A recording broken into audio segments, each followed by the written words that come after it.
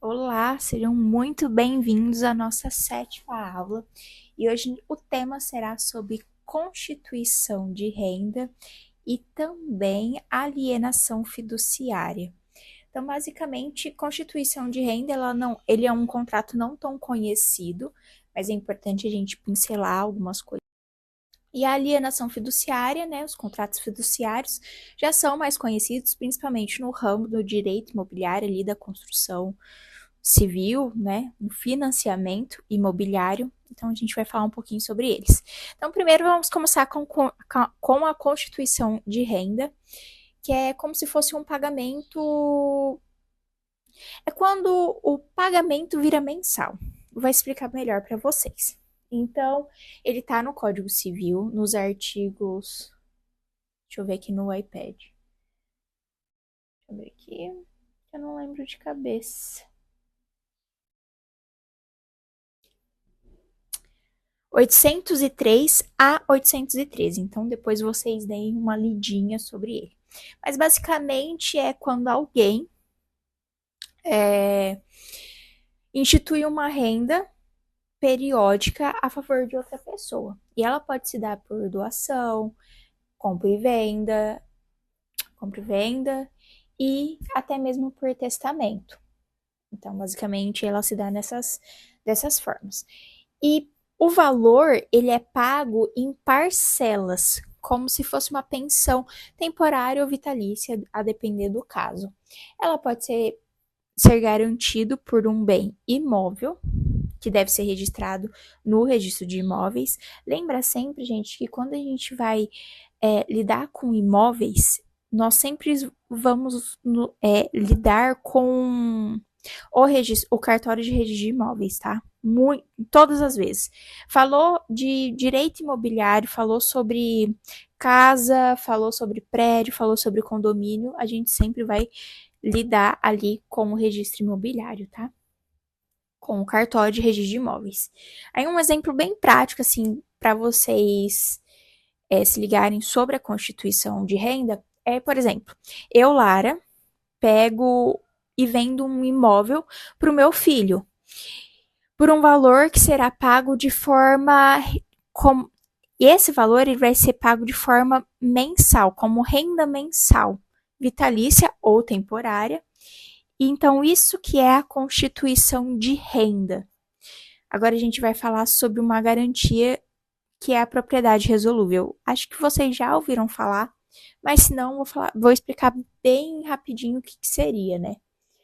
Nesses casos, o bem ele é transferido com uma condição resolutiva. Então, propriedade resolúvel é uma condição resolutiva. Se a renda parar de ser paga, o bem ele volta ao instituidor, que é aquela pessoa que instituiu essa constituição de renda. E o que é chamado de propriedade resolúvel, né? O que seria uma propriedade resolúvel é quando o comprador tem o bem, mas ele pode perdê-lo caso ele descumpra alguma obrigação. Ele exige também registro no registro de imóveis para ter validade contra terceiros.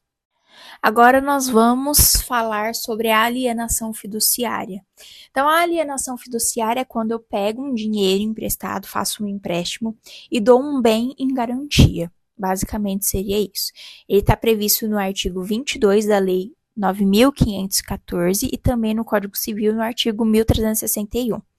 Então, ele funciona basicamente, o devedor ele transfere o bem, sendo móvel ou imóvel, como garantia ao credor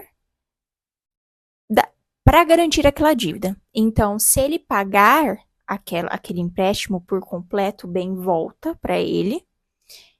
E se ele não quitar a garantia, não quitar o empréstimo, na verdade, aquele bem ele é transferido para o devedor. Então, basicamente seria isso. Eu pego um dinheiro emprestado e dou a minha casa, o meu carro, o meu trator, meu boi, enfim, como garantia. Então, como que funciona na prática a alienação fiduciária? Então, durante o contrato, o devedor ele tem a posse direta Lembra que na outra aula uma das outras aulas eu expliquei o que era posse direta e posse indireta. E ele usa o imóvel. Então, a posse direta é utilizar o imóvel. Mas o credor ele tem a propriedade fiduciária. Se houver inadimplência, o bem ele é levado a leilão após a intimação. E como que é realizada essa intimação? A intimação ela é realizada no pelo registrador de imóveis ou registrador de títulos e documentos. Então, basicamente, ele vai intimar a parte dizendo, ó, você está devendo, então você tem 15 dias para pagar esse valor aqui comigo. Se você não pagar, vai haver a consolidação da propriedade e você vai perder o imóvel, porque esse imóvel vai para leilão. Nesse meio tempo, aí aplica-se toda aquela parte do leilão imobiliário, né? Então, pode ser que você ali tenha um primeiro leilão, o imóvel não seja vendido, você pode tentar um acordo ali no meio dessa transição, enfim. Basicamente acontece dessa forma. Isso é tudo de forma extrajudicial. Pode ser judicial? Pode. Mas atualmente, para facilitar, você pode perder o imóvel sem a decisão judicial. Outros contratos fiduciários, que eu acredito que eu tenha mencionado um deles já no início do vídeo, que é a alienação fiduciária de bens móveis, que é para carro, casa, caminhão, sei lá, semoventes, que são bois, cavalos, enfim, você pode, né, adquirir para esses fins.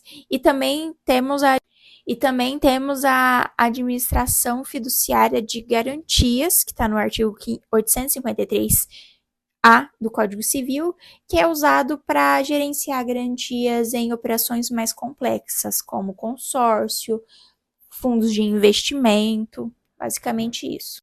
Alguns cuidados que você deve saber, que é o seguinte: a alienação fiduciária, tudo que se trata de alienação fiduciária de bens imóveis tem que ter registro no registro de imóveis. Então, tudo que acontecer com aquela. Lembra sempre, tudo que for acontecer com aquele imóvel tem que dar entrada no registro de imóveis. Ah, eu vou doar, registro de imóveis. Ah, eu vou vender, faz o registro no registro de imóveis. Ah, eu vou fazer uma alienação fiduciária. Direito, ali no cartório de registro de imóveis. Então, basicamente é isso. E o não pagamento, ele pode gerar a perda do bem, sem a necessidade da ação judicial, como eu já mencionei. Importante frisar que a alienação fiduciária, o credor ele deve ser intimado, como eu expliquei já para vocês, pessoalmente, para purgar a mora, tá? Isso está no artigo 26 da Lei 9.514. Se ele não for intimado corretamente, o leilão ele pode ser anulado.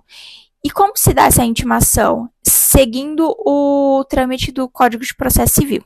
Então, o que está lá no Código de Processo Civil, que a doutrina idêntica, que a jurisprudência idêntica sobre a intimação, se considere aqui também para o cartorário realizar da mesma forma, seguindo os mesmos deveres.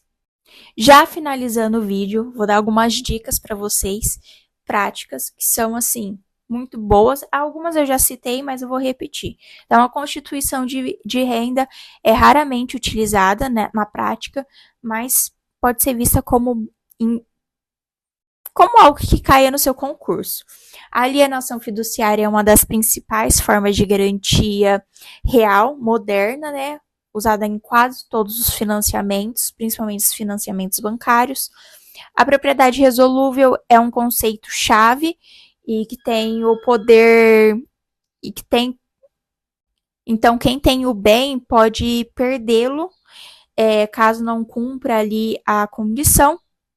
E os contratos fiduciários, eles envolvem transferência de propriedade com garantia de devolução, se tudo for cumprido.